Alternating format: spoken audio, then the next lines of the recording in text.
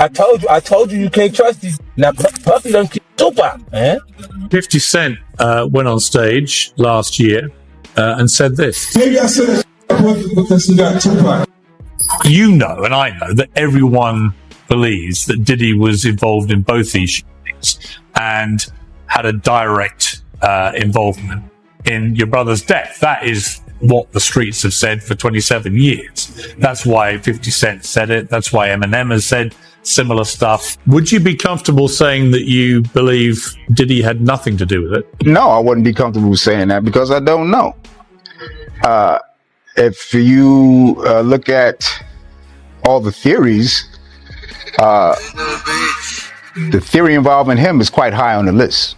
Ron, any comments? Any comments on the trial so far? You gotta see the opening statement. He's having his day. He's having his day. He's having his day. We trust. Netflix's newest docuseries delivers a sharp and forceful re-examination of Tupac Shakur's life and untimely death, cutting through decades of noise with renewed focus and intent. Rather than pointing fingers, it dives headfirst into the pressure-filled era, the cultural fault lines, and the persistent public conversations where figures like Sean Diddy Combs have repeatedly surfaced. By confronting unresolved questions and reframing the historical backdrop that keeps speculation alive, the series transforms familiar history into a gripping, high-impact narrative, bringing new clarity and urgency to one of hip-hop's most enduring and debated stories. True. Yeah. Check this out. We don't talk about things that are nonsense. We don't even entertain nonsense, my brother. So we're not even going to go there, with all due respect. But I appreciate you as a journalist asking. Thank you. Because you listen, 7 years ago, I'd have been like, yo, did you hire somebody to kill Pac? But no, you do it like a journalist. Yeah. No, I mean, we wouldn't even get into nonsense like that. You know what I'm saying? It's nonsense. Which we never believed. In The Reckoning, Diddy Combs, the filmmakers chart Sean Diddy Combs' rise to hip-hop power with intensity and precision, spotlighting the career moves that built his influence long before recent courtroom headlines entered the picture. The series also examines his long-tense connection with Tupac Shakur, a relationship Tupac's cousin, William Lawsane, recalls as steadily unraveling. Both artists were anchored in the high-stakes chaos of the East Coast, West Coast rivalry at its peak. Through first-hand voices, the film captures the pressure, ambition, and shifting loyalties surrounding two cultural giants, revealing how that divide fueled decades of speculation and debate.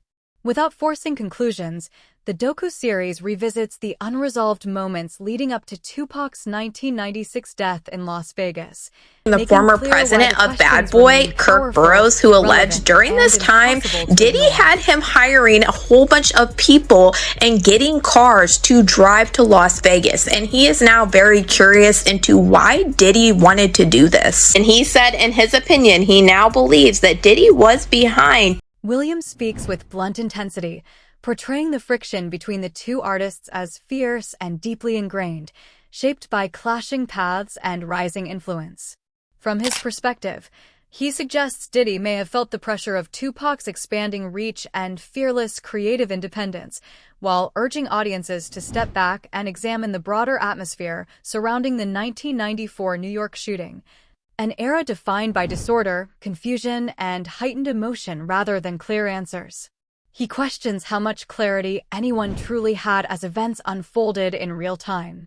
Echoing that sentiment, music veteran Gene Deal has also pointed to the relentless competitive strain between the two icons, noting how that rivalry likely added weight to an already unstable chapter in hip-hop history. Tupac blueprint and changed Biggs and Bad Boy in image. I Get Around, talked about how fly you was, how many girls you mess with, how many cars you drive, how much money you got, what you willing to do. He took his image. Pac was the first one on the scene wearing Versace shirts. He went and got the same Versace shirts Pac had. Which, all right, some dudes would do that. You would never catch me wearing something else, something that somebody else got. He was knocking down all the women that he thought Pac was knocking down. And what I mean is having sex with them. Why would you want to have sex with women you know for sure a dude that was once cool with you? Years after the headlines faded, the push for answers remains strong. Led by Tupac's brother Mopream, who maintains that the events surrounding the rapper's death deserve far deeper scrutiny than they have received. He calls for a careful, wide-ranging review that considers the atmosphere of the time and the many individuals tied to that turbulent chapter, believing that only a disciplined and comprehensive approach can bring the story closer to genuine clarity and a fuller understanding of the truth. You want to see how serious the Vegas PD is going to take this case, because Keefe D is people that he name dropped that you want to see if they're going to investigate. Yeah, absolutely. That's why I'm curious to see how they plan to deal with the case, because he, in his own admissions, mentions other people. You know, are they going to say what happened to these people? Yes, Puffy being one of them. I don't know where that's going to lead, but I do believe there were accomplices, and I don't think all of them have been looked at. So, you know, because over the years, you know, it's a lot of years, you know, amongst the family, we talk, we want to figure it out too. We thinking certain things too. So, you know, we're waiting to see if we can trust this process. I feel like it's bigger because I haven't heard anything about that part of the story from the prosecutor's office. I haven't heard anything about Puffy from the prosecutor's office, even though Keefe D implicates him on these videos that they claim they're using to indict him. Even you got a Crip affiliate from somewhere, but you still not gonna talk about the guy that he mentions by name on the thing. Yeah, I mean, you know,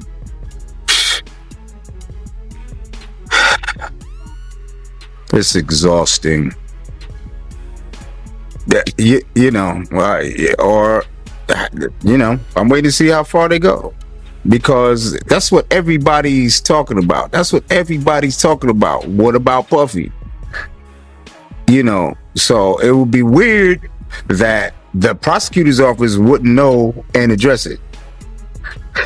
That's why I don't know whether to trust this shit or not. He later revealed that in Tupac's final moments, his brother appeared to be struggling to communicate something meaningful, a moment that has never left him. That haunting memory continues to fuel his determination to seek deeper clarity and understanding about what truly unfolded. Condition, because you got so many conflicting stories, right? You got some people that say that, you know, Tupac was moving in the hospital, he was, you know, talking in the hospital, but you being there, from your point of view, how was Tupac condition?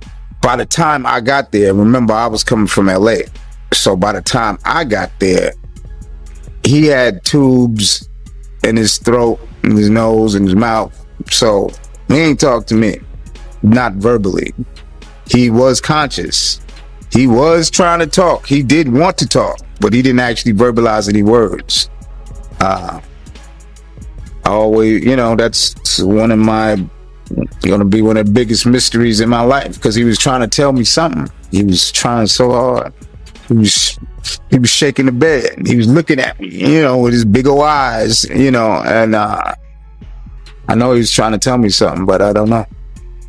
Something else I want to ask you, because I think it would be appropriate before we get off the Vegas thing, last thing, because I know I did an interview with Napoleon, and they all gave me their reasons why Afeni pulled the plug because of his condition, but I mean, it would be more appropriate since you was his brother. Afeni, her decision to pull the plug on him, from your point of view, what made her pull the plug, respectfully? Because he had already flatlined a couple of times, and she didn't want him to keep going through that. So I think it was like twice before she, you know, let him go. and that's reasonable. You know what I mean? When I was, when I found out, I could live with it more. Former Bad Boy executive Kirk Burroughs later reflected that the tension between Tupac and Diddy may have driven more chaos than he realized at the time. A view Williams shared while recalling how their relationship grew increasingly strained as Diddy pushed Biggie's rise and Tupac carved out his own independent path. What once held the potential for collaboration instead turned competitive, adding pressure to an already volatile era. That atmosphere framed Tupac's 1994 visit to Quad Studios, where he was unexpectedly attacked, an event that became one of hip-hop's most debated moments. Although Diddy and others were reportedly in the building, authorities never tied them to the incident, and Diddy has consistently denied any involvement. The series presents these perspectives to show how ambition, rivalry, and unresolved questions shaped one of the most scrutinized chapters in music history. Tupac is going to get robbed at Quad Studios? Well, I don't think I'm not going to say he knew exactly he was going to get robbed, but he knew he was going to get dealt with. Because he was up there with Andre Harrell, and he was with Jimmy Henchman. And even though I think Pac may have owed Jimmy some money, or he was being disrespectful with Jimmy, and Jimmy ain't the type of dude that you was going to be disrespectful for, because he had some real wolves. And Jimmy was about it himself. You know what I mean? So now, in that essence, Puff is up there in the office with him. They know they about to deal with Pac. You know what I'm saying? I don't know the extent that Jimmy told him what they was going to do to Pac, or he's going to get dealt with or whatever like that.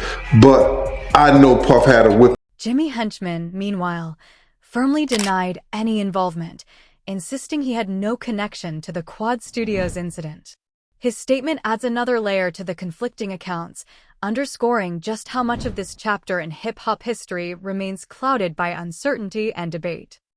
He had another bracelet that was like a bicycle chain with charms on it, right? Just gonna say that, all right? He had the diamond chain on with the chain with diamonds at each length going through it, right? He had a big stone on the diamond ring and the smaller stone, one for 35,000 and the one for 20,000, all right? So even Stretch that did this shit, I took his bracelet too, yeah, and changed it and put my man's name on it and took off the name on it. So motherfuckers claiming that this even so hold on, homie. Claim that he was Tupac's stepdaddy wrote me and wanted me to have my people meet him and give him back the chain and shit, talking about some redemption shit. You know, them niggas ain't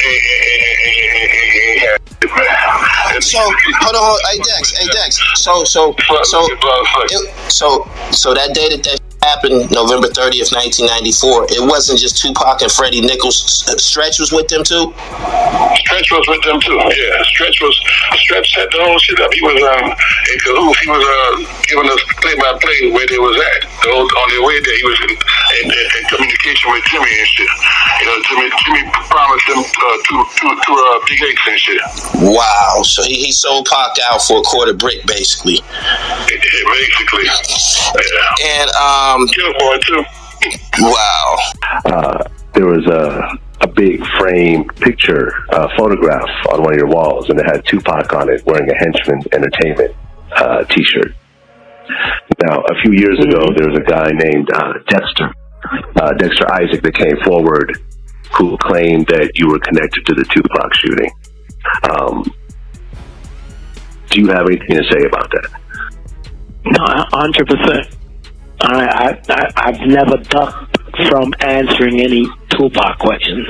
I could understand if I don't know how Quad Studio morphed into, like I was in Vegas and was part of the shooters that actually ended in his demise. Let me say, me and Tupac were friends, and me and him were friends. I had nothing against Tupac. I liked him. He was younger than me. I'm sure that he looked up to me. There's many moments that me and Pac had that were very intimate. where he's talked to me about things that he was afraid of or things that he loved to do and all of those kind of things. Here it is, you have a prosecutor and you have a guy who's in jail for life. When they pulled Dexter down to interview him in regards to what he knew about me and Tupac and so on and so forth, I have no doubt at this point that Dexter probably was the guy or one of the assailants on Tupac. But Dexter's story just doesn't make sense. Dexter tells a story that I wanted a ring for my fiance, and so I tell him to get the diamond ring from Tupac so I can give it to my fiance, and so on and so forth. He tells this magical story. The only person that can believe such a story is Todd Kaminsky, who was the prosecutor who was trying to make something out of nothing. To make it clear, man, when Puffy came to LA, you used to give him protection, right? From the Southside Crips because he was scared of Suge Knight? It speaks for itself, my brother. He was playing chess, and I guess we was playing checkers, cuz. So he was really scared of Suge Knight like that, yo? That's what it looked. That's what it sounded like, yeah. Yeah. Keefe D recalled being gripped by fear as tensions escalated, noting that the feud between Tupac and his rivals intensified after Hit, Up was released. He described the atmosphere as charged and volatile, with conversations reflecting the immense pressure and high stakes of the era. The documentary uses his memories to illustrate just how competitive and combustible hip-hop had become, capturing the fear, rivalry, and unrest surrounding some of its biggest figures. Talk about that? Yeah, so there's, Keefe D claims that there is this ongoing conversation. It happens on 3 different occasions, but most specifically when he and Puffy are at this place called Greenblatt's Deli on Sunset. And they're there. Things have spiraled out of control. Puffy's really concerned about, the welfare of his safety. And he tells Keefe D, man, I just need you to take care of this situation with Suge and Tupac. It's out of control. Tupac's on vinyl talking about killing all of our kids when they grow up. And, it's just become this really serious conflict. And he says, I just need you to take care of him. And Keefe D's like, that's no problem. That's what we do. And so an agreement was made, according to Keefe D, for an amount of money. And they kind of just let it go at that point in time.